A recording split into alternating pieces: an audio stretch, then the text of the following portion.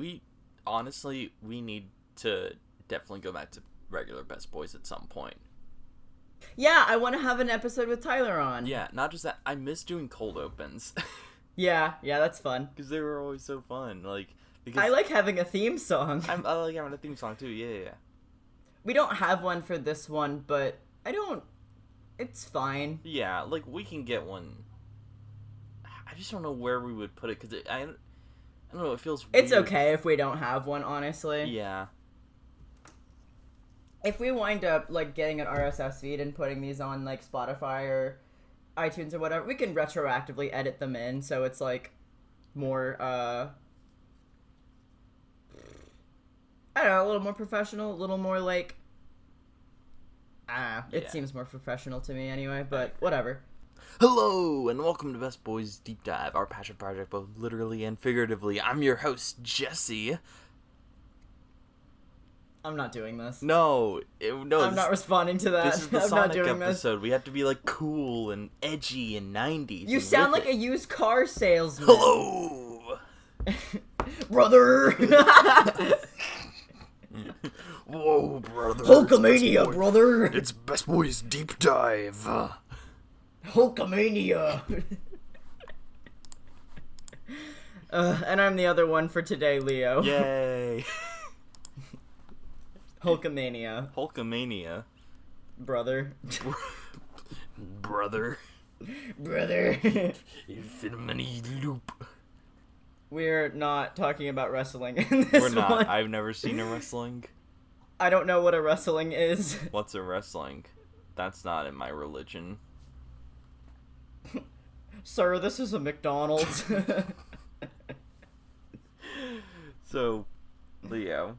So we're talking about Sonic. We're talking about Sonic because I absolutely, unironically, completely wholeheartedly adore the franchise of Mr. Sonic the Hedgehog. Sonic T. Hedgehog. Good old Ogilvy Maurice Hedgehog. Mm-hmm. As is his canon name in the Archie comics. Which isn't canon anymore, but No. also, it's fun. It's fun. Good old Ken Penders. Yeah, he was weird, right? He was the one with all of the, echidna alien things. Probably. I saw some shit talking about his, art. Uh-huh. Not filmography, but, comicography. Yeah. His bibliography. He's weird. Yeah, he's an interesting dude. Yeah. He's not the weirdest dude associated with Sonic. That would be Sonic himself.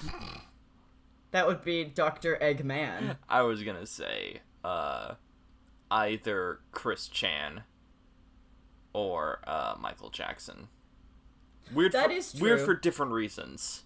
That is true. Mm-hmm. Wasn't Sonic's red shoes based on Michael Jackson? I thought that they pulled some of his stuff for his design element. Yeah, we'll get to that. So we're going through the origin of Sonic and the first few games in the franchise.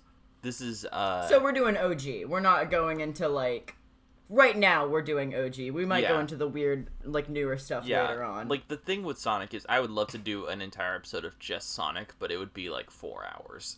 Yeah. Because there's so much history and there's so much to talk about.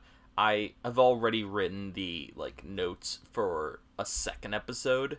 Mm-hmm. Sonic 2! Yeah, it's exactly what I titled it.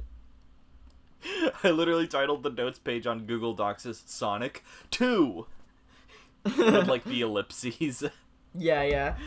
But yeah, so this is going to be the first game and the inception of Sonic up through Sonic Adventure, I believe. What are your opinions on Sonic? I like Sonic. I didn't used to because I was mostly familiar with the weird fan base and all the inflation art and all that kind of shit. Boy howdy, is there a lot of that. Boy howdy, is there a lot of Sonic inflation art. There's a lot of Sonic inflation. There's a lot of Sonic feet. Yeah, it's a challenging thing to get into, I think, just based on the impression that people get of like the Sonic fan base, which like sucks. Why do you think it's Sonic that gets all furries? I mean, Sonic is like peak furry bait. Yeah, but there's so many other furry video game franchises that don't have that kind of response. Like Ratchet and Clank, Jak and Daxter, Sly Cooper, Rayman, I guess. I don't know. I feel like those games have their pull of like weird fandom. They have people. Their pull, but nowhere near as Sonic. I think Sonic was more of a cultural. I don't know. I think it was bigger than those other franchises. That's true. So that's probably why. Like, Sonic, I think, had more reach than, say, like, Sly Cooper. Yeah. Spoilers, a lot of the reason for that is marketing. Gotcha. Yeah, that makes sense. And I feel like a lot of these games may have been in direct competition with each other, so I don't know. Yeah. The fact that Sonic's fan base is bigger and scarier, I feel like is just because Sonic itself is bigger and scarier. I wouldn't say Sonic is scary. There's a lot to it, and there's a lot of weird shit. You got me there. Yeah, like, there's a lot of weird shit within, like, the Sonic stories and comics and all kinds of shit that even fans, like, aren't a fan of, so I don't know. I think it could be said that the Sonic monolith is a little bit scary. Yeah, that's fair. But I do, my like, main introduction to Sonic was, Game Grumps Let's Plays. Right. And I was like, okay, cool, like, these are funny, like, people like to make fun of Sonic. And then they played the Sonic Boom game, which is, like, bad. But there was the Sonic Boom TV show that I saw, and it's really funny. I like that show a lot. It's, like, really well written. The characters, they try to make the characters have, like, actual personalities. Still haven't quite gotten there with Amy, but, like, they play it up like a sitcom. Like a family sitcom where they're all living together and, they don't get along. Or, Sonic forgot to wash the dishes. Yeah, I don't know. I like shit like that. I enjoy Sonic Boom, like and domestic. I watched some of Sonic X. Wasn't like a huge fan, but I have a much more positive opinion of Sonic currently than I used to. I never got like super duper into it. I played Sonic Generations, and I tried because Sonic Generations is a fantastic game. It's so good. It's so my god, pretty. It's so good. Yeah.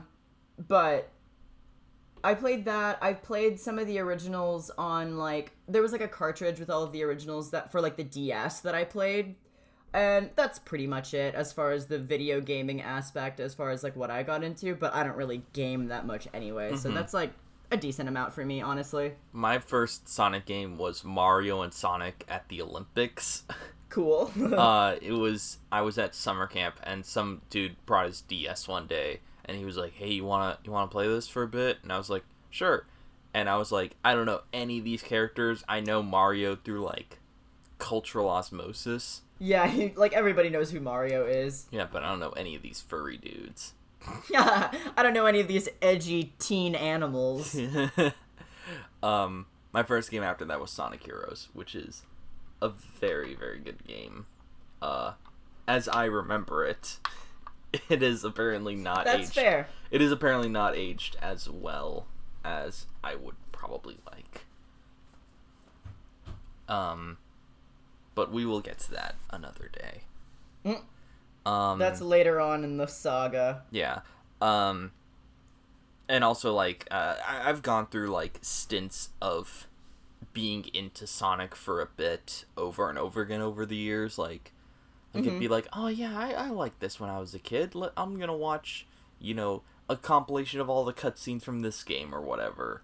I'm gonna listen only to this soundtrack from this game. Oh man, I listened to the Sonic Generation soundtrack for quite a while when I was like in community college. I like the song City Escape. Yes. I think of, like, on the way driving to, like, my old community college in my hometown. Like, I associate that song with that because I listened to it a lot in, like, 2015. Yeah. And, of course, like, the Game Grumps Let's Plays are really funny. I haven't revisited them because, Game Grumps. Tyler and I were actually talking earlier about how Game Grumps has just, like, not super aged well either, to be honest. Yeah. I, like, am not super interested in getting back into them, but I remember really enjoying their Let's Plays as I watched them, so I guess that's something. I've always been, like, pretty, like, I don't know, like, kind of, like, ironically into Sonic. Like, I liked Sonic, but I would always be, like, put it at a bit of an arm's length, you know? Yeah. Keep sort of like a dignity to myself. Yeah. Like a sort of like, oh yeah, I like Sonic, but it's a little dumb and lame, you know, but whatever. But then I started watching Snapcube, and she's like really into Sonic, like very genuinely, like in like a yes, this game has problems, but I still like it and respect it, and I get like why it's bad. Yeah. And, like, I still respect the Sonic brand, even though maybe the Sonic brand isn't always that great. It's super, like, it's a good skill to have to be able to enjoy media while still being able to, you know, be critical of it. Even, like, outside of, like, oh, it's problematic for this aspect, blah, blah, blah. I don't know, some games just aren't super great games, and that's okay. Yeah. Like, if you still like them, you don't even have to necessarily admit that they're bad if they're not, like, horrible and like I don't know, have like racist elements or whatever. If it's just like not a super technically competent game or whatever, then it's okay to just like it even if it's bad. Yeah. However, Sonic probably has had some problems with being like low-key racist in the past because all things from the 90s kind of did. We'll get to it. Yeah, you were making a face and I was like, oh great, we're gonna talk about how Sonic is racist. Fantastic. I can only think of like one example off the top of my head. In like the entire franchise. Well, I'm sure there's more. Okay, I'm sure. No, there's definitely more. I forgot about Sonic X. Yeah. Sonic X definitely has like a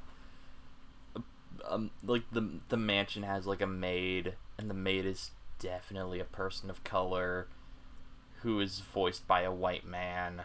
Oh, yikes. Voiced by Mike Pollock. The guy who voices Dr. Eggman doing like a, oh, hello, it's me, I'm a woman, you know, kind of voice. Oh, great. It's like... That's very good. It's very, like, man in a dress adjacent. Yikes. Yeah, it's... Maybe not great. It really sucks that, like, everything from the 90s is, like, kind of racist. Like, I was watching Darkwing Duck, and I was like, oh, damn, okay, they're doing this. Yeah. Wasn't it... what was it you said that they went to, like... It was called Oil Arabia. I'm like, are you fucking kidding me? Please, can we not do this? Oh, jeez. I also watched some of the 1987 DuckTales, like, last year. And there was an episode where they went to Egypt and they were, like, exploring pyramids or whatever. And, like, Donald was supposed to be, like, a pharaoh of, like, these, like, Egyptian people. It was very, like, white savior-ish. It was weird. I don't know. Yikes. I was reading up on, like, the 87 DuckTales stuff earlier, and the character that was recently brought back to the new series, Jin, in the original show, he was named Dijon, like the mustard, which I think is worse. Yikes! I'm glad they changed that. Yeah, at least Jin is an actual like thing. That's a thing. Yeah. Yeah, it's not like it's like a mustard, and like at least they got like an actual like Arab person to voice him. Yeah, that's good. It's better than getting like... It's better than having a character Rob named Paulson after a condiment. Rob Paulson, oh no. It's fun watching Darkwing Duck, because I'm like, okay, that one's Rob Paulson, that one's Rob Paulson, they're all Rob Paulson. Yeah, that's June Foray, that's Jim Cummings again. Yeah, it's Jim Cummings for, like, the 4th time this episode, like, because he plays Drake, and, like, obviously Drake and Darkwing are the same character, so I can't count him twice, but he plays Drake Mallard, he plays Negaduck, he plays, his, like, neighbor guy. That's fun. Yeah, he plays this neighbor guy, and I forgot that Jim Cummings also voiced Winnie the Pooh, and I can hear it a lot in this guy's voice, and I'm like, oh, okay, I see. That's funny. He probably voices, like, random extras, which is probably, like, 10 other people. It's just, that whole show is just Jim Cummings', like, audition tape. Yeah. We just caught up on DuckTales if you can't figure that out. We've been talking about it for like 3 days straight. I'm honestly surprised you haven't floated the idea of like a DuckTales or a Disney Duck deep dive, because I feel like that's something that would be right up your alley. I'm not sure where to start. That's the only reason I haven't really pitched it. Because I didn't really watch the original shows as a kid, and I feel like in order to talk about it, I would have to watch them relatively at length. I've only seen a couple of episodes of the 87 DuckTales. I am planning on watching the entire Darkwing Duck series, but also at a distance, because it is it just doesn't hold up as well. It's hard to watch. It's very loud and obnoxious. Much, yeah. It's too much. It's so fast paced. The characters talk so quickly. They jam pack so much shit in 10 minutes, and I'm if I stare at if I stare at the screen and actually pay attention to the show, my brain will melt. There's a lot. It's very sugar addicted 90s kid show. That's the best way I can really describe it. It's a very 90s kid show, which is fine. It just doesn't... My attention span is just not like that. My brain, can't handle that show very much. I should probably get to the report. Yeah. So, in 1990, Sega, which was trying to establish itself as a rival to Nintendo with their own system. Because I think a lot of people forget that Sega used to make consoles. Yeah, they had the Sega Genesis and some other stuff, right? Genesis does what Nintendo don't. Neon Genesis Evangelion. Which is, it's such a good slogan. Genesis does what Nintendo don't. It's very fuck you. Yeah. I know Reggie Fils-Aimé wasn't the president of Nintendo of America at the time. I don't think. No, but I just think he was of it busy as being working at Pizza Hut or Domino's. Yeah, he was the Pizza Hut guy, wasn't he? Yeah. I just think of it as a fuck you, Reggie. So in 1990, Sega's ordering their team hey, we need an iconic mascot that could rival Mario. We need our own Mario. And the Sega president at the time, Hayao Nakayama. How is it spelled? Hayao. Yeah, that's Hayao. Okay. This it's is gonna Hayao Miyazaki. This is gonna be an episode of me woefully trying to pronounce Japanese names, and I'm very sorry. I'm relatively familiar with some of these people and their names, so I can probably correct you. Yeah. At least in I can at least tell you the Americanized version of how people pronounce it. I'm not gonna put on an accent or anything, because that's a little ridiculous. But yeah. So Nakayama, he wanted a character design that was as iconic as Mickey Mouse, naming him specifically, which is really fun. That's so funny. But that is the discernment of I want him to be as iconic as Mario, but for furry. But I want him to be a funny animal character. I always saw the comparison as sort of he wants this character to be to Mickey Mouse as Mario is to Oswald the Lucky Rabbit, as sort of a replacement, better, cooler, faster, stronger. Yeah. So they definitely wanted they actually wanted a character that was faster. That was the original idea, was because Mario's he's kind of slow and chubby and doofy. We want something that's fast and cool, and something that can show our graphical capabilities of how fast anything on our screens can go. Yeah. So they wanted a character that looked fast without necessarily being an animal that's associated with speed. So, they were against, That's an interesting challenge. That's so really cool. So they were okay, no cheetahs, no kangaroos, no squirrels. We need, an animal that looks fast, but doesn't necessarily have to be fast. In real life. Sonic definitely looks like a, furry version of, a sports car, which is really funny. Yeah, to the point where, he got a sports car that looks exactly like him in, the racing games. There's, have you seen, there's a little comic, and it was for Sonic's 25th birthday, and it was him renting a car, because that's I guess that's how old you have to be to officially rent a car in some states. And he was renting a car, and the person was handing him the keys, and he's what do you need a car for anyway? And he just says air conditioning. That's so funny. It was like really cute. It's a really cute comic. If I find it again, I'll have to send it to you. That's so cute. I love that.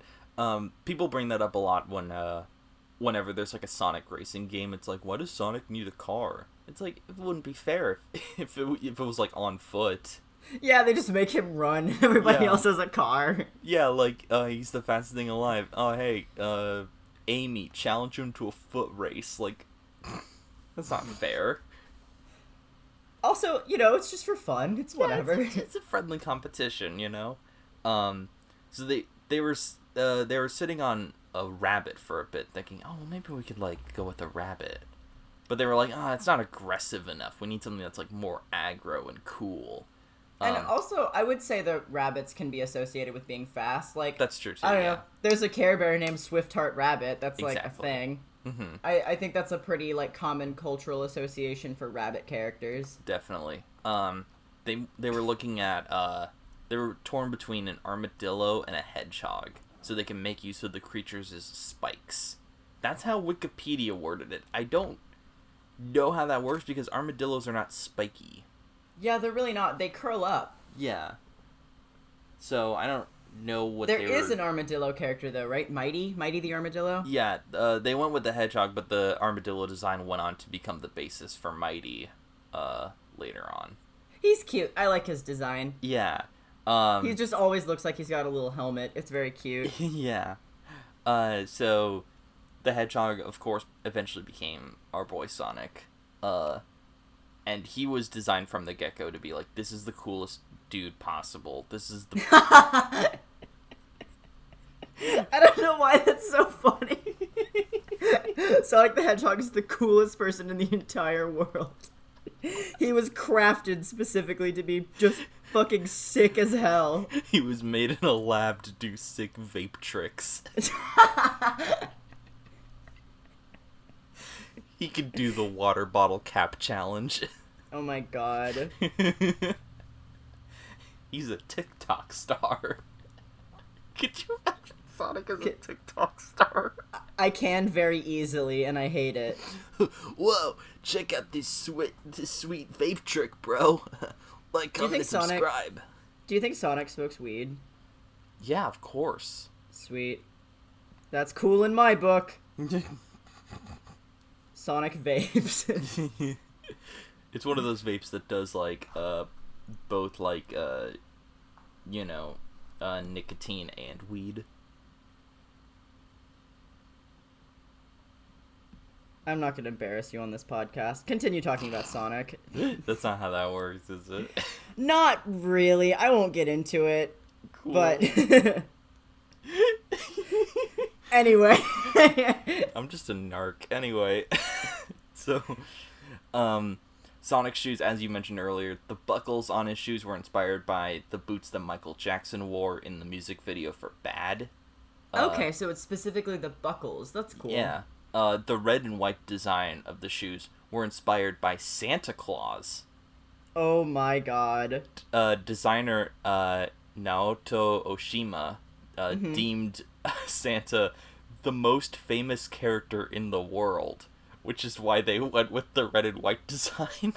That's, like, fair, honestly. It's fair, but it's just really funny to be like, oh, it's really hilarious. Wasn't, like, part of Sonic's, like, character, like, his personality? I remember reading this on the Wikipedia page. It was based on, like, Bill Clinton or something weird like that. It was, like, an American politician or, like, an American president. I don't remember seeing that, but I wouldn't put it past them. Oh, my God, that's just so like any funny. of these guys. God, it's based on Bill Clinton. I could be wrong, but I definitely remember reading that somewhere. I'm looking that up right now because I need that to be true.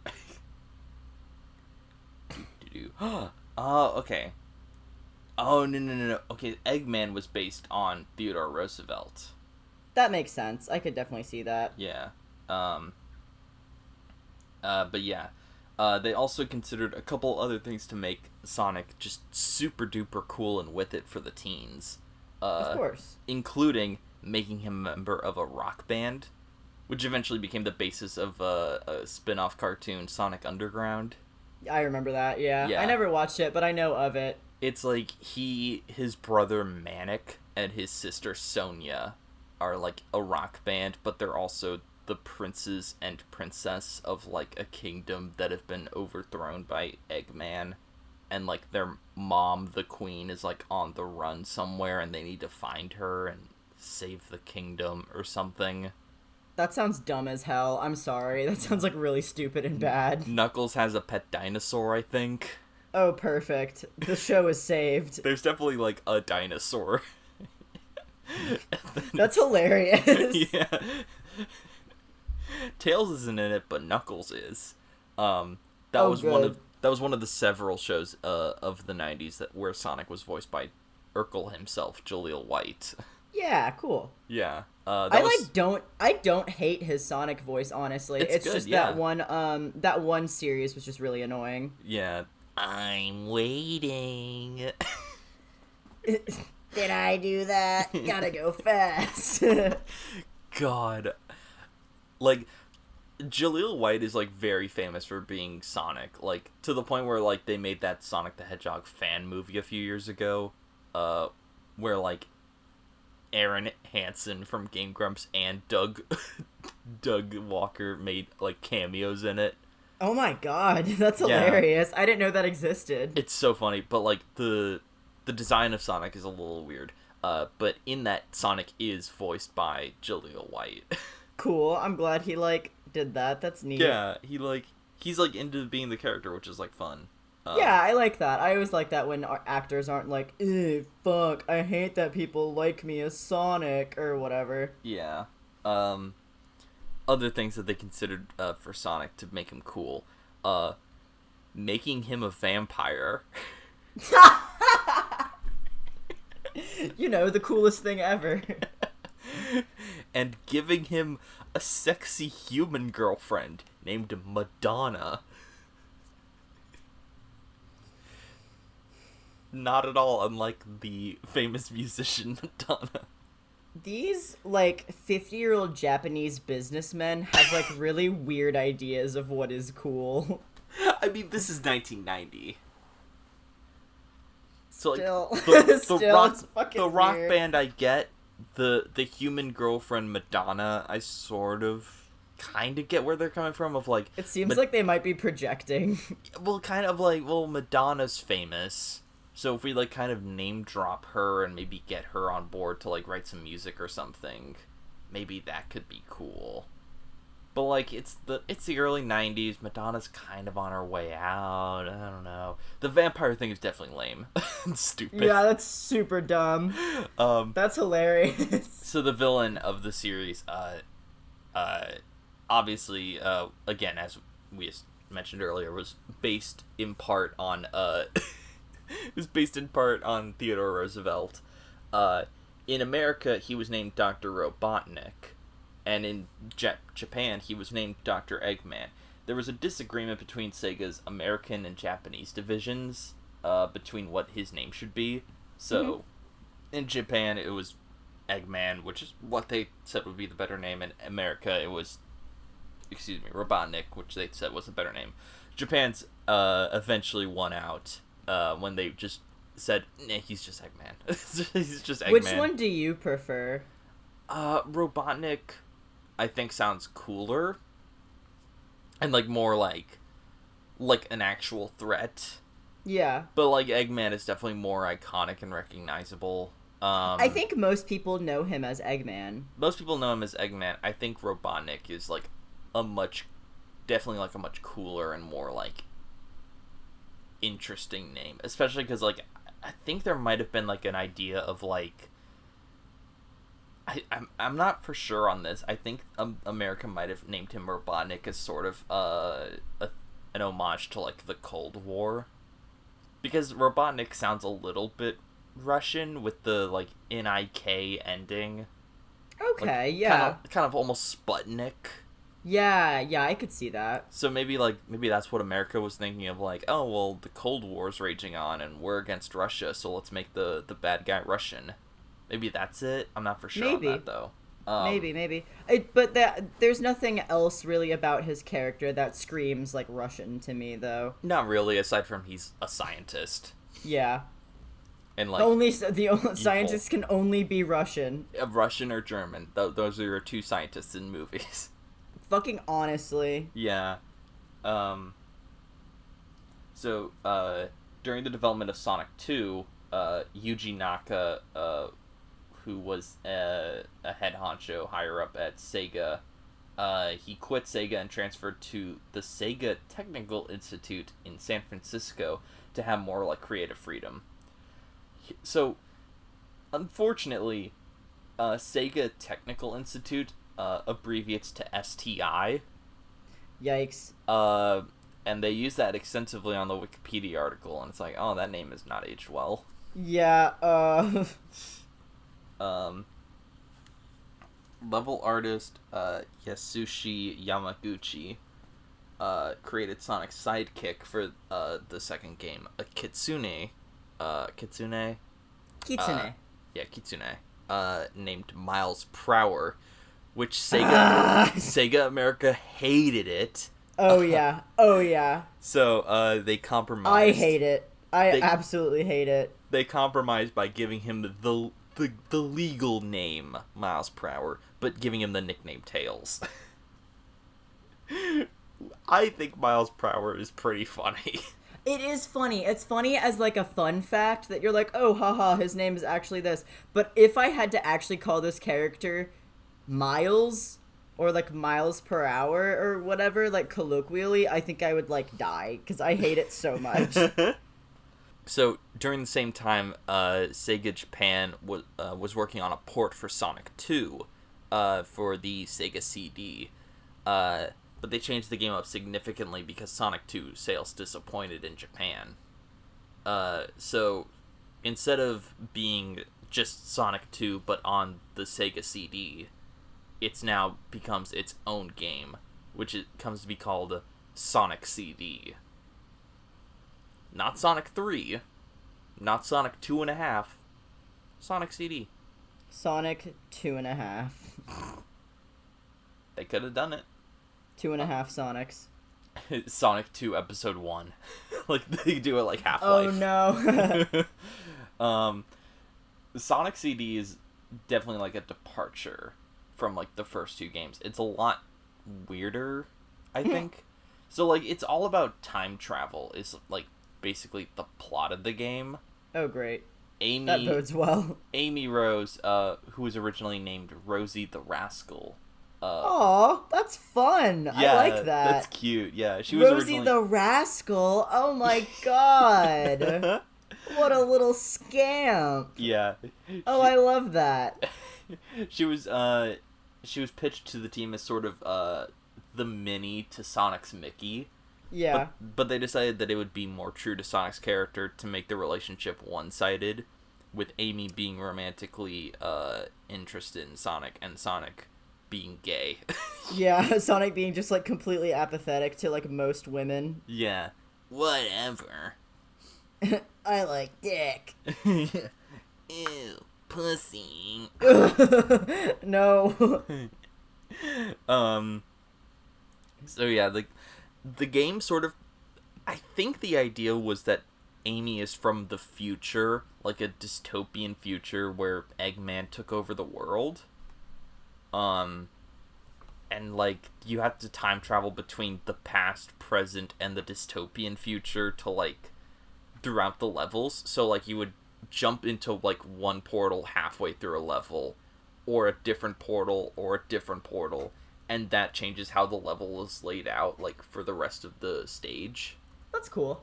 Yeah, so it's an interesting, like, design choice. It also introduces the villain Metal Sonic, who is Eggman's robot duplicate of Sonic. Metal Sonic is really cool looking. It's a really cool design.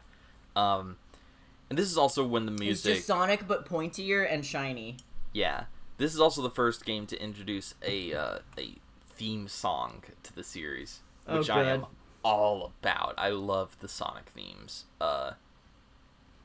Sonic music has always been, like, really, really good and catchy, but this is the first introduction of, like, a lyrical song, in the form of Sonic Boom, as performed by the, band Pastiche. Cool. Sonic boom, Sonic Joe, get you running faster. The only way Save that I the know that planet song from disaster. The only way I know that song is during one of the Game Grumps playthroughs. I think it was Sonic one of them. boom, Yeah, Sonic Aaron would just sing it like really badly. boom. Sonic boom. Yeah. Just really horrible. Yeah. So I'm sort of, fittingly enough, I'm sort of speeding through these games. Apparently, I only took notes on the production history because there isn't really any story to these games. It's just, there's a bad guy, defeat the bad guy. Yeah, that's fair. It's not until the jump to 3D where the games become, like, really overly complicated in their plots. So, we're now at the third, quote-unquote, the third game. Which has a really weird title. Because it was released as two separate games months apart, but was developed as one really long game split into two halves.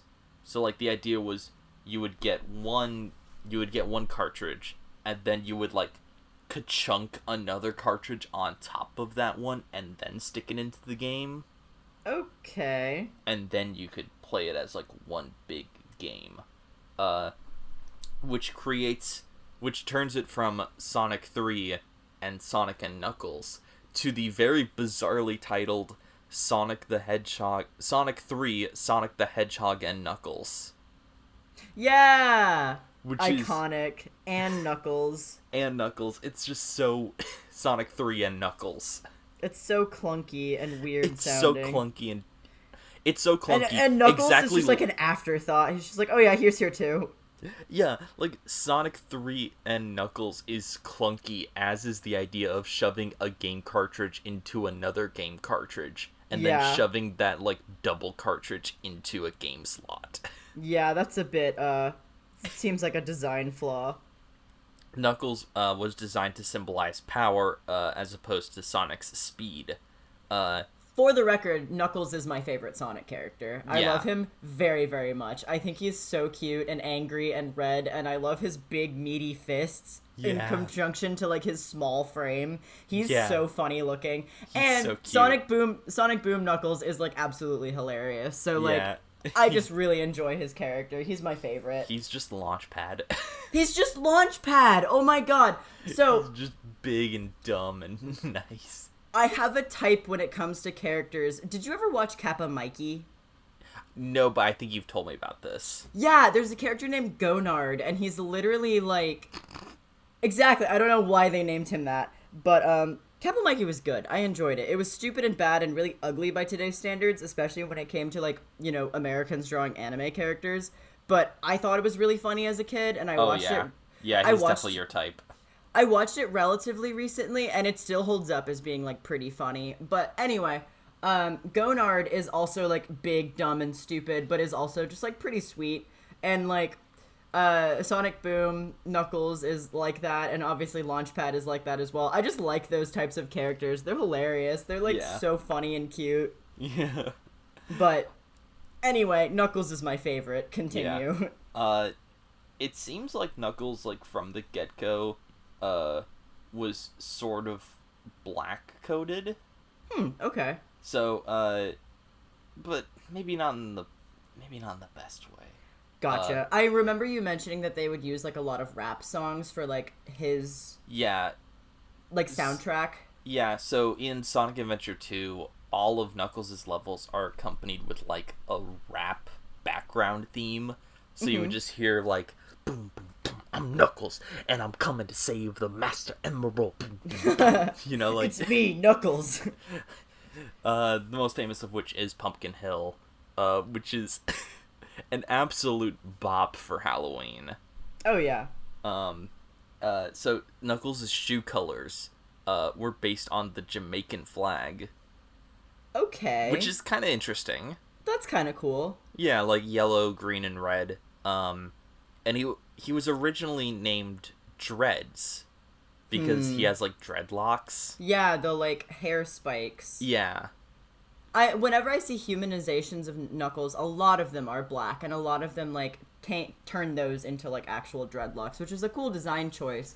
But also again, he may not have been making the angry guy. Yes, the violent, angry punch one being black coded has its problems for sure. Yeah, the angry dumb guy, because his character is that he's very gullible. That's true. I forgot about that. Yeah, because the entire plot of Sonic 3 is Eggman shows up on Angel Island and tells Knuckles, like, hey, Sonic and Tails are coming. They're a couple of notorious, like, Chaos Emerald thieves. They're coming to steal the Master Emerald. And Knuckles is like, oh yeah? I'll show them what's up. And then and then while he's dealing with them, Eggman steals the Master Emerald. Gotcha, okay. Yeah, that does have its problems for sure. And that's like a recurring plot motif. Yeah, so like making Knuckles the dumb guy who is also angry and hostile. Violent and punches and stuff. Yeah, that's not good. And also making him black. And also like all of his music is rap music. Yeah, it doesn't hold up very well. It's definitely worth criticizing for sure. Yeah, definitely. I think they've sort of distanced themselves from that. Partially by not having Knuckles have his own theme music. Wow, okay. It's mostly just recycled music from previous games, as is the case with most of the characters. That's true. In the first two Sonic Adventure games, every character had their own theme song. Yeah, I remember that. And after that, they were like, this is too much. Like, let's just have, like, 4 or 5 songs tops. For, like, teams or sets of characters, or a main theme and a boss theme, and that's it. Yeah. No more. We can't keep paying Crush 40 all this money. Yeah. So, Sonic 3 and Knuckles, very famously, almost had a partial musical collaboration with the late King of Pop, Michael Jackson. I would have lost my fucking mind. That's so cool. Yeah, well, it's cool, but it's also like... Yeah. Yeah. So, and of course, the reason that he was let go from the project was because of the sexual abuse allegations that came out against him. I, kind of figured. That sucks. Yeah, that happened around the same time. Some of the music that he'd helped compose are still, like, in the game, but, like, a bit modified. So he was left uncredited. Okay. And I think unpaid, which is... But that, like, also... Like, the dude owned an entire theme park as his home, and also had, like, a pet giraffe and monkey, and was also a terrible person, probably, so... Yeah, yeah, that's true. So, however, it does set a precedent for how they interact with future people that they collaborate with, which is not good. That's true. I will say that, as far as I can tell, all of their subsequent musical collaborators have been treated very well. They seem very happy and, like, excited to be working with Sonic. That's cool. Crush 40 is, like, the band that, like, Sonic is most associated with. Yeah. And they've done songs for most of Sonic's games since Sonic Adventure.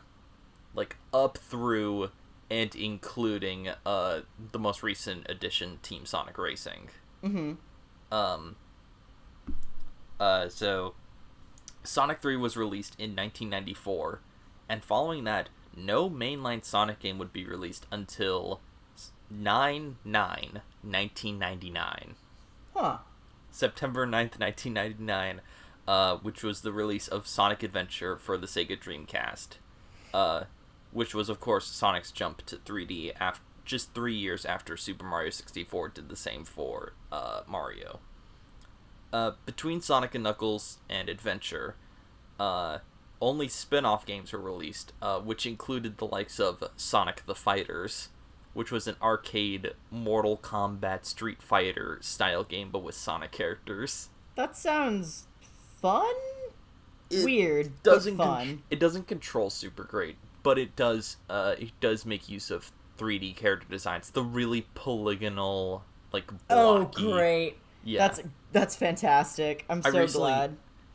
if you missed the last episode, I recently really got Leo into the hooligans, which Love are them. Knack the Weasel or Fang the Sniper, Depending. Bean the Dynamite Duck, and Bark the Polar Bear. All of whom, except for maybe Knack, made their debut in Sonic the Fighters.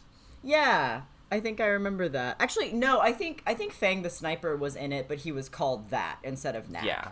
I've definitely seen polygons of him. Yeah. I may be wrong, though. It may have been fan-made, but I'm pretty sure I've seen stuff of him. No, that's definitely him, yeah. He was definitely, like, in Sonic the Fighters as... He's so cute! Yeah. He's got his little hat. Oh my god, I think he's adorable. He's got that big little tooth.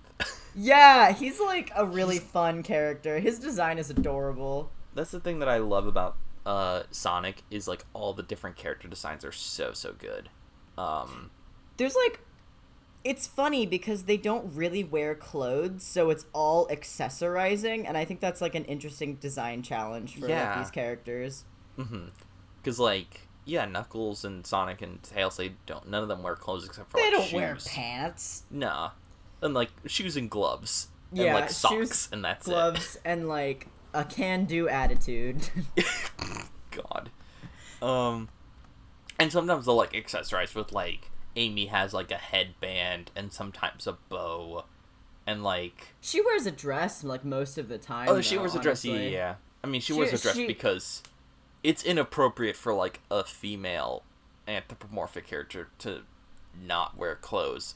Like, that's why to Bugs have, like, Bunny... her chest exposed or whatever, Yeah. which is weird, because, like, I don't It's know. a very weird, like, double standard, because, like, Bugs Bunny walks around naked as a jaybird. Yeah, but like... Lola Bunny needs to be clothed. Yeah, Daffy Duck's got his bussy out constantly, but, like...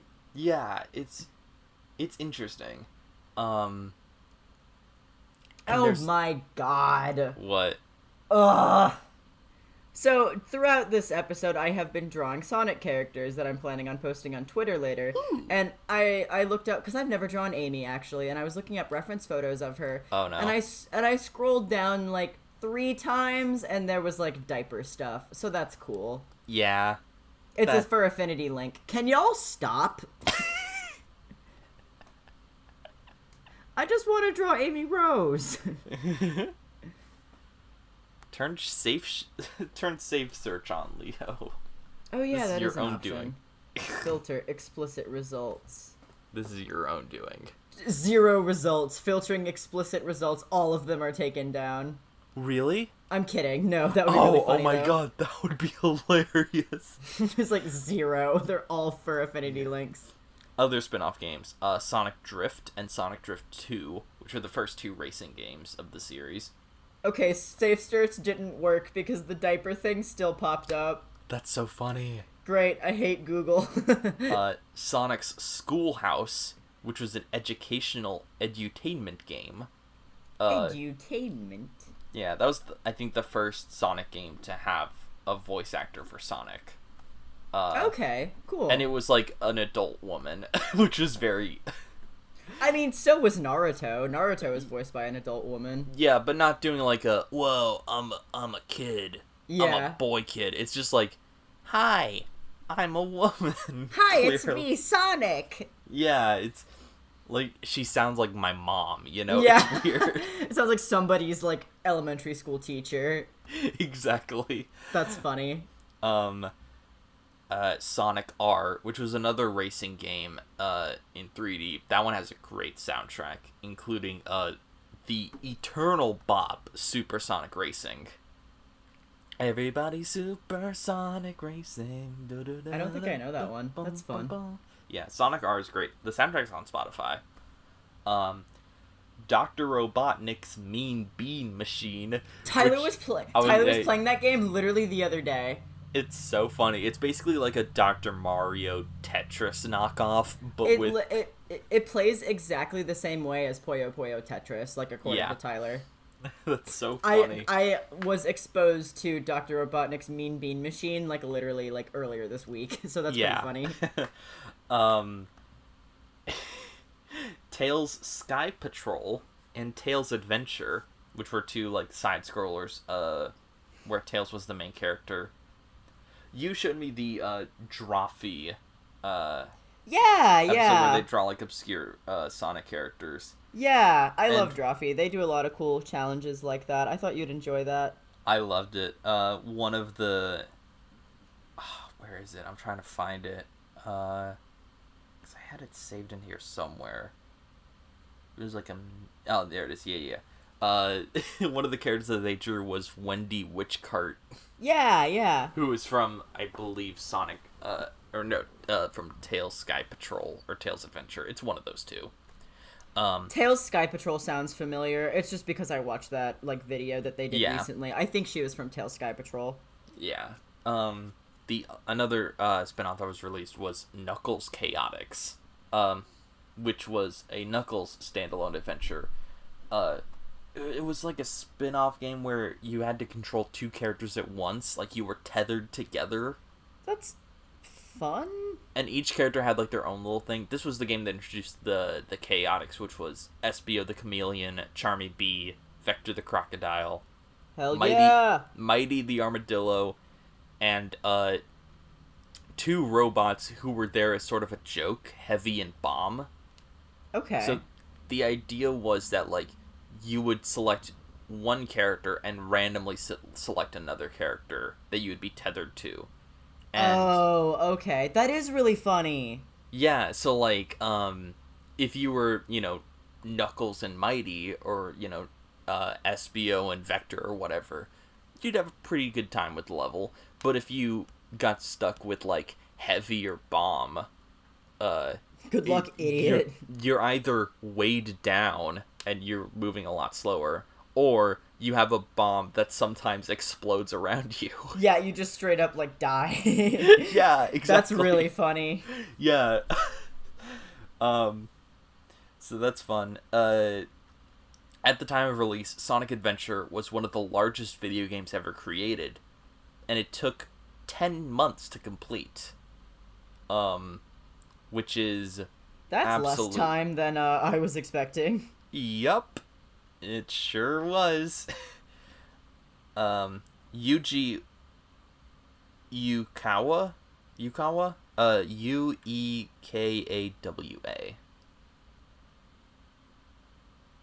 That sounds right, Yukawa.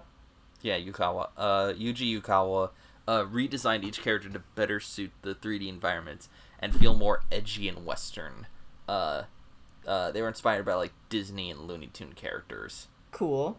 When you said Western, it took me a second to be like, oh yeah, American, or like European-centric Western society. You thought you meant like the Old West. Yeah, like I was like, Cowboy Sonic, fucking great. God, I wish there was like a Western Sonic game. I would lose my shit. I would have so much fun. That would be so fun. Take me home, Sonic Roads. Oh my god. Take me home, Rooftop Run. God, that would be so good. An area in the game called the Mystic Ruins was inspired by the Tikal ruins and Machu Picchu, and one of the characters in the game was named Tikal after the ruins. Yeah, I remember her. Yeah. The game also introduces Big the Cat and E102 Gamma, who's a robot. The robot guy, yeah. Mm-hmm. They had already programmed a fishing rod mechanic into the game without purpose, so they created Big to accompany it. They just made Big to fish? That's cute. Yeah, they were like, He we already have. He exists we want to have fish. Yeah, they were like, we want to have a fishing rod mechanic in the game, so we'll build that. Now, how do we incorporate a fishing minigame into Sonic? I know. Let's make a big fat cat who fishes for his friend Froggy. And make the most annoying gameplay mode ever. Oh, yeah.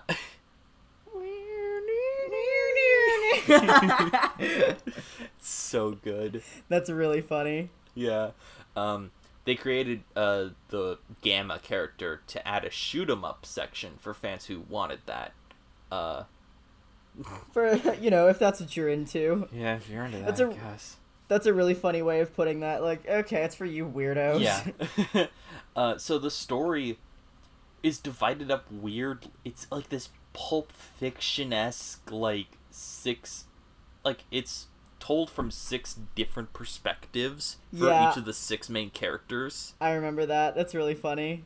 Yeah, so it's Sonic, Tails, Knuckles, Amy, Big, and Gamma. And then a 7th final story that, like, culminates all of the characters together for Super Sonic. I forgot to mention the Chaos Emeralds I forgot to mention any of Sonic's, like, lore or whatever, because there isn't really a whole lot of it at this point. Yeah, it's it's the Chaos Emeralds. Have you seen Dragon Ball? It's Dragon Ball. Does it grant wishes? No, it's just, like, unbelievable power, and it makes you turn yellow and gold and spiky-haired. That's true, yeah. It's basically going Super Saiyan, but, you know... Sonic. Emeralds and Sonic, yeah. The story, I wrote out the entire outline of the story, and I'm not sure if it's, like, necessary. How long have we been recording for? If we've been recording for a very short amount of time, I'll keep going. We've been recording for a very short amount of time. I'll keep going. Yeah, it hasn't felt like too bad. I just saw the posing Sonic and Amy. I want to show you what I've drawn so far, but I also kind of want it to be a surprise. What would you rather I want it to be a surprise. Yeah, I figured. Mm-hmm. Okay, so Eggman summons Chaos, the god of destruction, to destroy Station Square and build Robotnik Land in its place. Sonic and Tails try to stop him, while Knuckles tries to recover the Master Emerald after Chaos destroys it. Amy protects a bird who has a Chaos Emerald with it from one of Eggman's robots. Big's friend Froggy eats a piece of Chaos's tail and a Chaos Emerald, and Big sets out to save him. And Gamma sets out to get revenge on Eggman and save his robot brothers from enslavement by breaking the robot shells and freeing the animals inside. Eventually, Chaos becomes whole after absorbing the negativity of the Chaos Emeralds, and Sonic becomes Super Sonic by drawing positive power from them. He defeats Chaos, everyone goes home happy. The end. The end. It was met... I wrote it down as, it was met with hugely positive acclaim at the time, but is aged like butter. Yeah. The Sonic and Tails and Knuckles stages are pretty good. The Amy stages are pretty slow because it's mostly, like, running away from the big robot. So there's kind of nothing to do while you're waiting around for the robot to show up to chase you down. That sucks. The stages with Gamma are, I think, kind of run on autopilot. Like, they're pretty easy and, like, forgettable. And Big's are memorable for all the wrong reasons. Just horrible. Horrible. As, like, I recently played through Sonic Adventure all the way to the end. Big stages are not that frustrating. That being said, they should not exist in a Sonic game. Yeah, that's true. In, like, a game that emphasizes speed, why have something as slow and monotonous as a fishing minigame? That's true, yeah. It's just a weird choice. The English cast were given very little direction. I haven't found any confirmation on this, but it's believed that the directors were Japanese and spoke little English. So the vocal performances leave something to be desired. Which is why, like, some characters, they just say, like, whoa, what's going on? Yeah. I've never seen anything like that before. Oh no, what's this? Book. No! Google Images, no! Is it more porn? I googled Shadow the Hedgehog so I could draw Shadow the Hedgehog. And... You know how at the top of the screen it'll give you, like, suggestions for, like, additional tags to, like, include? Sonato is one of the things that came up. That wouldn't bother me. That's whatever. So I'm gonna read some of them to you. Mm-hmm. Shadow the Hedgehog. Some of the Google image tag prompts that I've been suggested are humanized, sonic boom, cute, gun, badass, pregnant. Oh. Just the worst. We went from like, oh, that's kind of nice to, yeah, I can see that. And then, oh. Yeah. I like gun. That's funny. Gun, yeah. I mean, don't mind if I fucking do. I'm gonna click on that one. Yeah, we'll get to that one. It's just a bunch of guns. These are the... Oh no! What is it, the one where like Shadow's standing over Sonic with like a gun or whatever, implying that he just killed Sonic? No, it's something from DeviantArt. Oh, okay. Is it like a knife play kink but with a gun? I don't know what the intended purpose of this was supposed to be. Oh. It's so bad. Like, oh my what? God. Somebody put forth effort into drawing this. That's the edgiest image on the planet. For those at home, it's a picture of Shadow the Hedgehog. For the record, the art style is almost exact to like official artwork. It's like honestly kind of convincing if it didn't have this person's DeviantArt handle like in the fucking picture.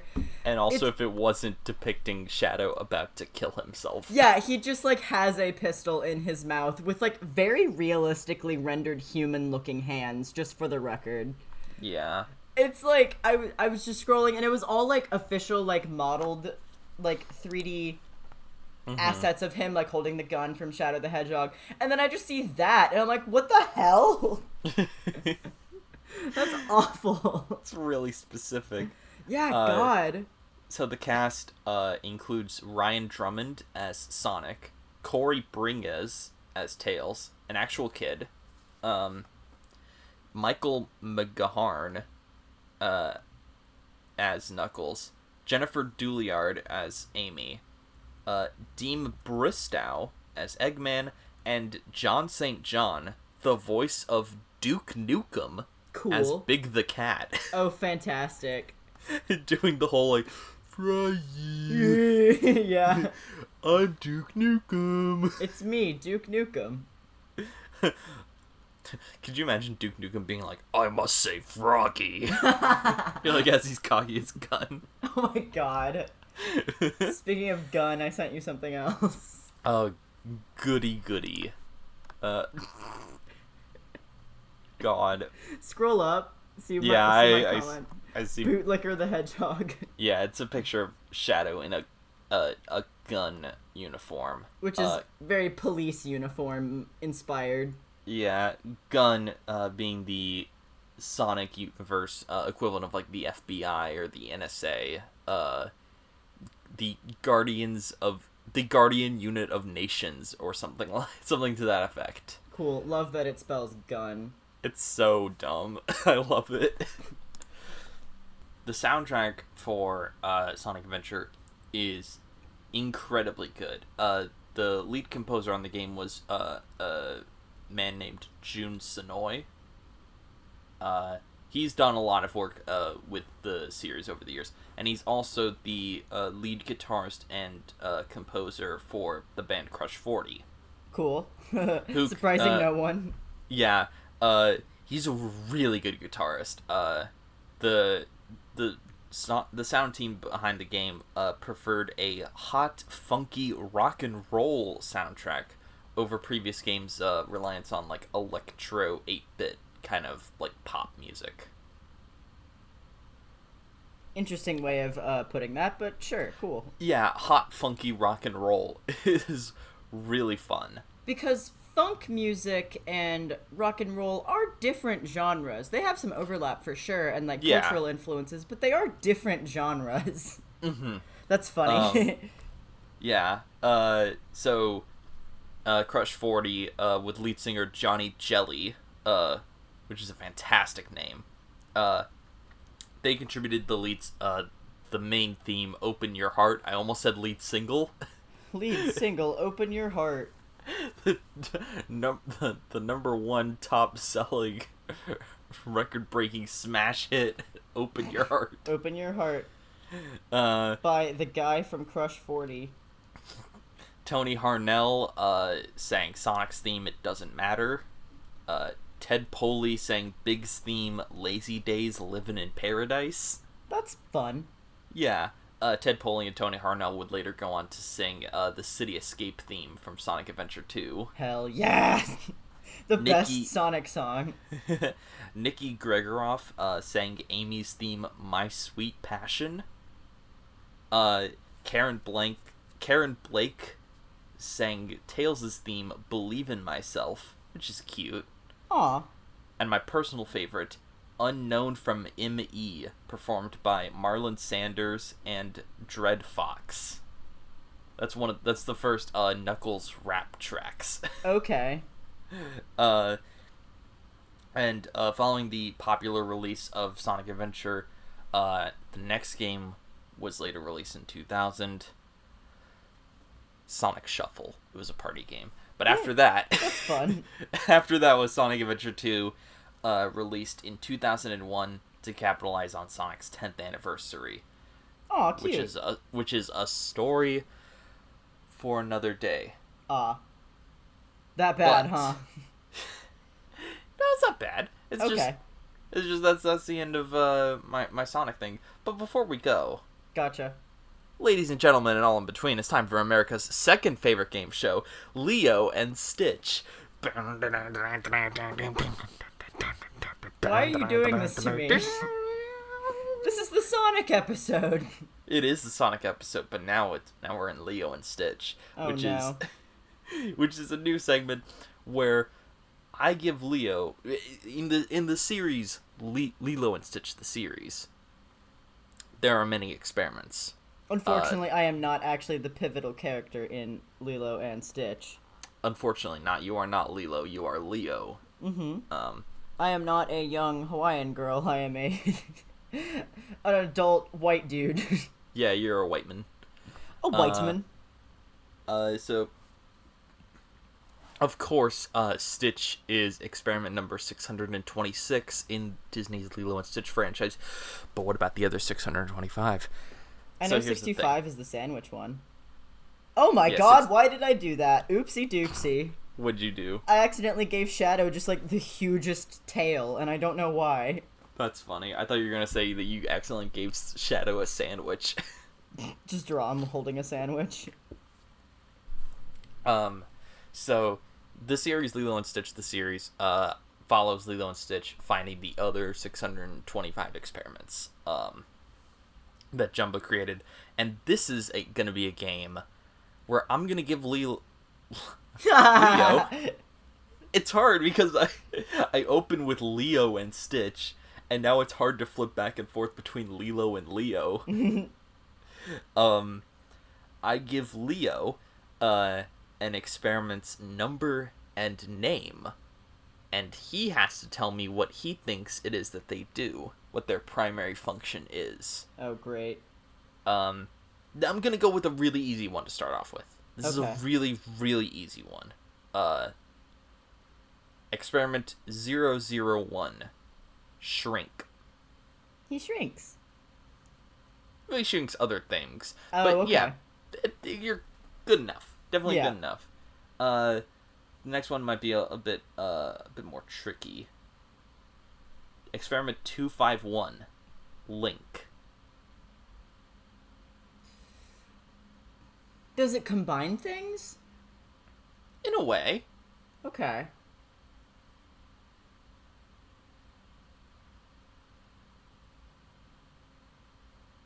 He's really good at networking. You know what? Kinda. Oh my god, that's funny. I have no idea.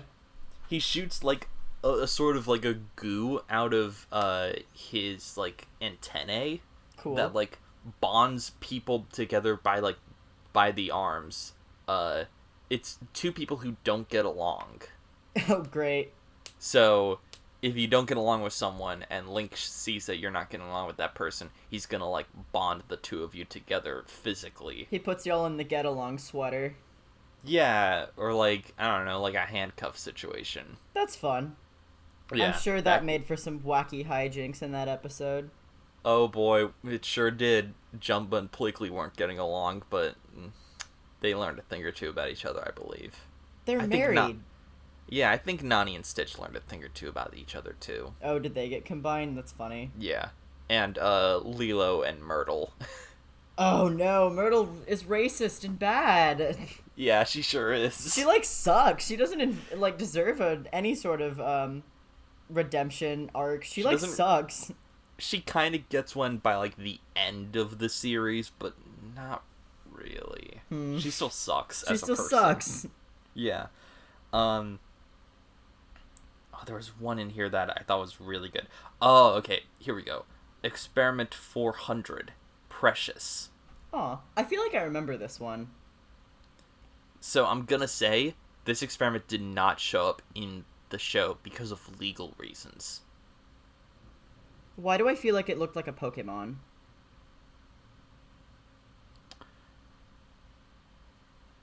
I'm not for sure.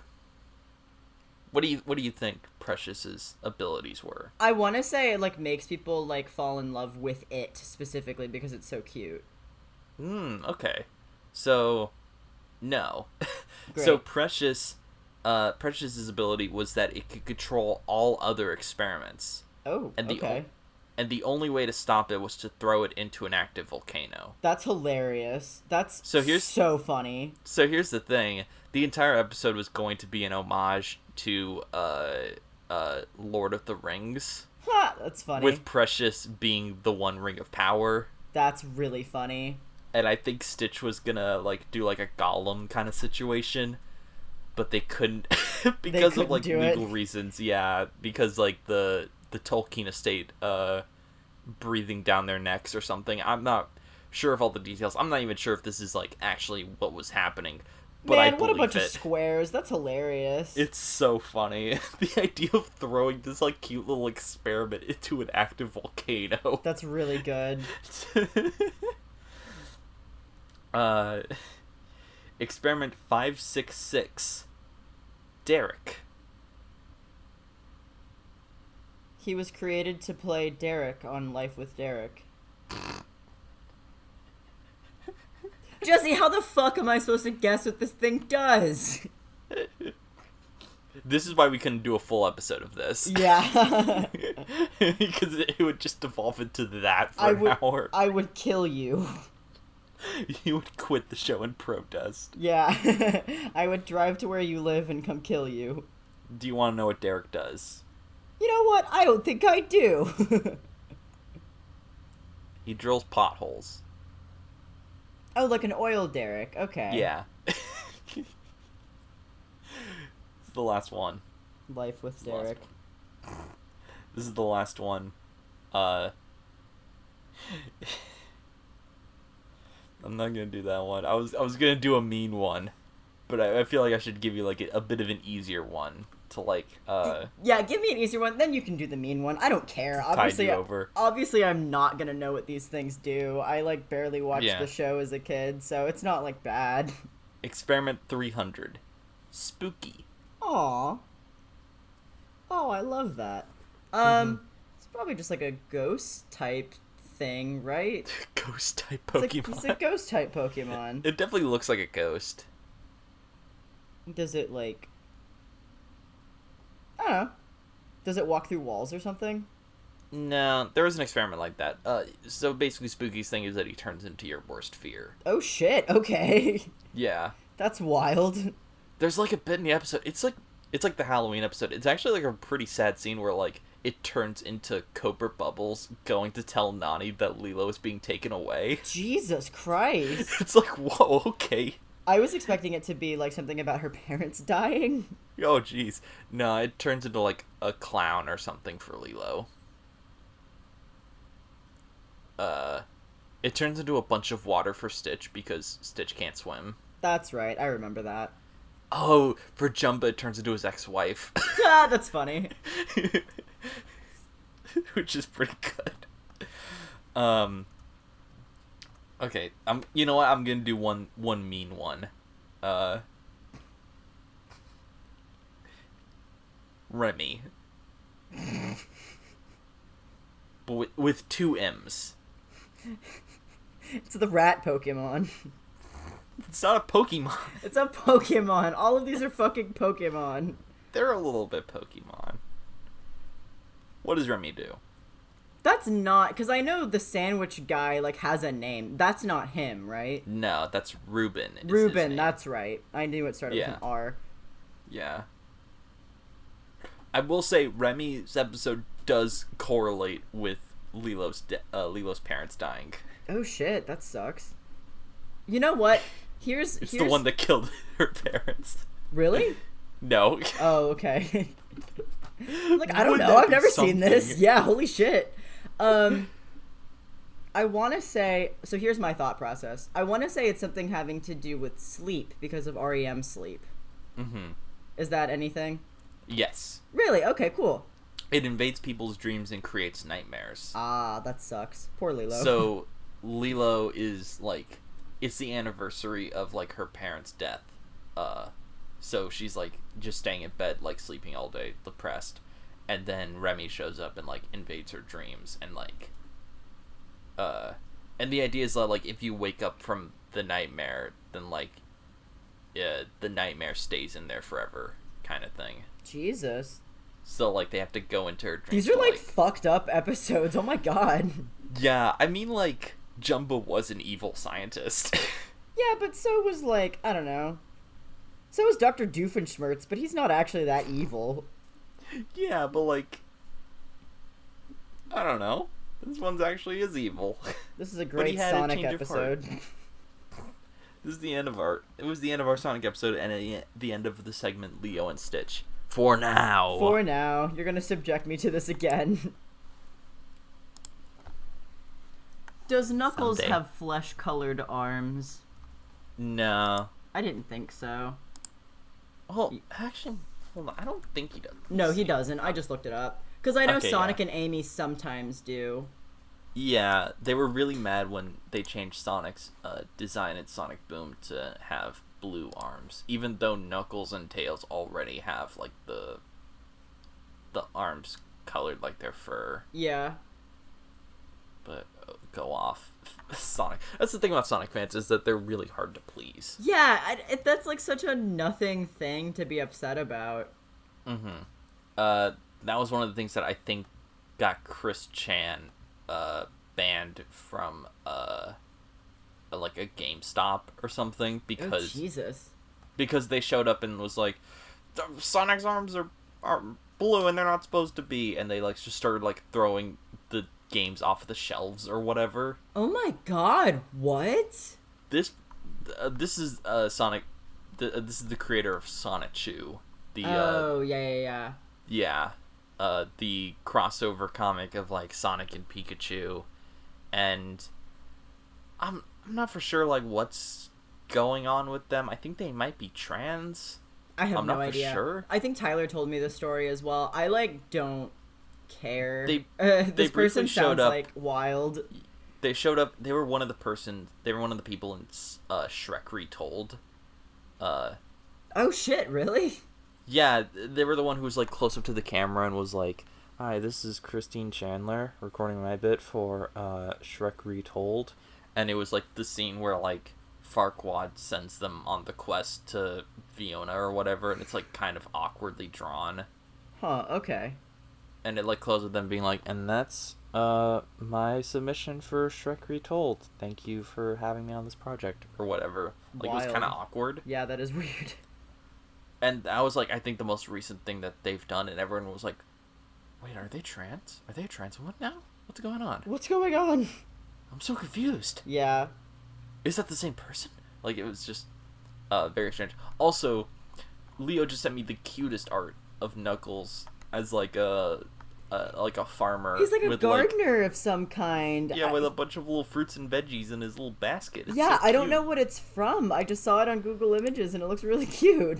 So Sonic Channel is I don't know who, like, there's, like, one specific artist who does it, or if it's, like, a group of artists, but they do, like, a lot of, like, official artwork for Sonic characters and release them online, and they're so cute. They're it's so a lot of cute. it's a lot of just like Sonic characters just like hanging out, like Sonic's in a pool, or Amy's taking a selfie, or Cream is playing hide and go seek, like just cute little situational little vignette little things, little domestic things. And I love very shit cute. like that. I cannot get enough of that. There's a lot of like Halloween ones where they're all dressed up, and it's so cute. I love that. That's so fun. I love like Halloween costume things where it's like, oh, what would these characters dress up as? That's like my lifeblood. I love that shit so much. Yeah, there's a lot of like really cute stuff. Silver's a mummy in this one, which is very cute. Or he's a mummy vampire. There's also some Christmas ones where like they're holding presents and wearing like little Santa hats. It's all very cute. Shout out to DuckTales team for just like confirming that Launchpad was Jewish / Christmas. That was great. Yeah, that was great. This is very good art of Rouge for Halloween dressed as a witch. That's fun. It's very cute. It looks like Sonic is dressed as a vampire at a lot of these, which is fun. That is funny. Because they're like, oh shit, let's make him a vampire. Not to be the room on main again like we were last time, but that was an abandoned plot thread from the room that it was going to be revealed that he's Tommy actually a vampire. Character was a vampire. Yeah. Oh my god. Like, it was just going to be like he gets in his car and the car like flies off into the sunset, and it's just revealed that he's a vampire, and it's never mentioned again. Cool. And everyone was like, hey Tommy, don't do this. That sounds on par for like the rest of that film. It's so funny, if you can call it that. Yeah, god. And that concludes that. Leo, where are you? Are we anywhere in life in this on this big old planet we call Earth? Pull your social media, you idiot. I'm on Instagram at gboydles, G.Boydles. I'm also on Twitter at gouacheboy, GOUACHE_boy. I'm a lot more active on Twitter lately because I deleted Facebook because it was soul-sucking and I wasn't really friends with anybody on there anyway. So I'm using Twitter more often, so I'll be there more so than I used to be, so that's cool. You can find me on Instagram and Twitter at Grunch_fat. Is there anything else that we need to plug? I'm not really doing anything. We are talking about doing Best Boys Proper again. I know we've mentioned that like pretty much every episode that we've done lately, but yeah, pretty much every episode since the inaugural episode of Deep Dive. Yes. But yeah, we're working on it. How about next time? Next time we do an episode, it's gonna be a Best Boys Proper. Can we have Tyler on as a guest for that one? Yeah. Cool. Just force them on. Yeah, I'm gonna have them have like a list of shit that they've been wanting to do and I can subject them to one of my horrible segments. Oh no. Tyler's gonna next time you come visit, Tyler's just gonna beat you up. That's so funny.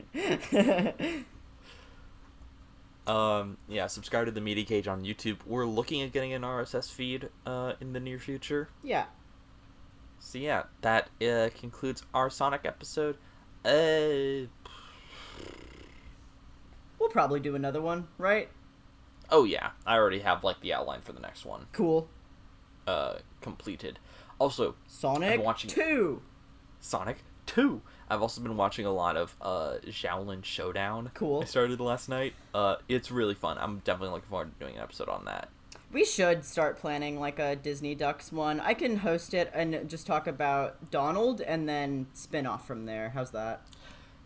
Ooh, what if you do Donald, I do like OG DuckTales, you do Darkwing Duck, and then we meet in the middle and we kind of like both host a DuckTales 2017? Would that work? As one solid long episode or separate ones? Separate ones. Okay, that could be fun. Yeah, so like you do Donald and like the history of Donald. Mr. Don. That one might be kind of a shallow dive, but yeah, that could be fun. Yeah, I sure and love then Dawn. Donnie. I love Dawn. Donatello Duck. Mm-hmm. And then like I'll do DuckTales since I actually grew up watching like the OG DuckTales. I didn't watch the original one. I only saw a couple of episodes. Yeah. You can cover Darkwing Duck since you've been watching that. Yeah. And there is a lot of like crossover between the original stuff. I know Gizmo Duck and like Launchpad are both like in Darkwing Duck.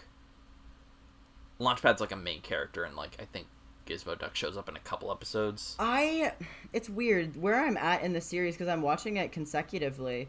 And there's one episode where, like, all of the villains show up, and there's, like, some that, like, hadn't actually been introduced in the show. I wonder if they were because I'm just watching it on YouTube. I wonder if they had uploaded it out of order, because Gizmo Duck is definitely in that episode. I'm like, where the fuck did he come from? Huh. Interesting. Because they, like, introduced Nega Duck and, like, the Liquidator and, like, what's his name? Megavolt. No, they had already introduced Megavolt. They introduced, like, Quackerjack, but he hadn't been introduced previously. Yeah. He was just there. I'm like, I feel like this is out of order to some extent. Yeah. Maybe. Or maybe, like, because the show wasn't meant to be serialized, maybe they just, like... They just did it. They're like, whatever. Yeah. Maybe it's being aired in... Maybe the episodes were uploaded in production order and not in, like episode release order. Maybe. I don't know. Yeah. In any event, when next we meet, Best Boys Proper. And after that, I don't know, something about, like, Emperor's New Groove, maybe something else. I might host the next one. I might try to do my Donald episode that one. Yeah. Mm-hmm. Because I'm on a kick. Life is like a Donald kick here in Duckburg. Ever present and overwhelming. Here in Duckburg. Have you seen the Comic-Con trailer for DuckTales? I have. Like, did you get the bit where the news anchor is like, life in here in Duckburg, life is like a hurricane, or whatever. It's like, oh, that's cute. That's fun. Yeah. I'm so excited. Yeah. I'm so excited. I love DuckTales. I'm gonna lose my fucking mind. I'm so excited to see more of Darkwing. I'm so excited for all these new characters being introduced. Oh my god. I like that they're kind of poochieing Bubba Duck. The caveman. I don't know who that is. I have no idea who that clown is. He was in the original series. I don't remember his character in the original series, but it looks like they're going a Poochie from The Simpsons route with the new one. What do you mean? Are you not familiar with the concept of Poochie? No. Poochie is the name of the dog in Yoshi's Woolly World. I don't... So in The Simpsons, the show within the show, Itchy and Scratchy, there's a character introduced called Poochie, who's like super radical and he has sunglasses and a backwards hat and he skateboards. Yeah. Like super like cool and whatever. Very 90s cool. Yeah, and at the end of the episode they were like, "Wow, Poochie, you're so cool. Are you going to hang out with us forever?" And then he goes, "No, I must return back to my home planet." And he just flies away, and then it just cuts to like a card that says Poochie died on the way back to his home planet. Jesus Christ. Just say like, we're not doing this again, don't worry. That's so funny. He fucking died, don't worry about it. Yeah, he died on the way back to his home planet. So yeah, it looks like they're doing that, which is really fun. I'm so excited for Goofy. Oh my god, I want to see Goofy so bad. I love him. I really hope they go my route where Goofy fucked Donald's wife or whatever. No. God, could you imagine? Like, I'm gonna make an announcement. Goofy's a bitch ass motherfucker. He pissed on my wife.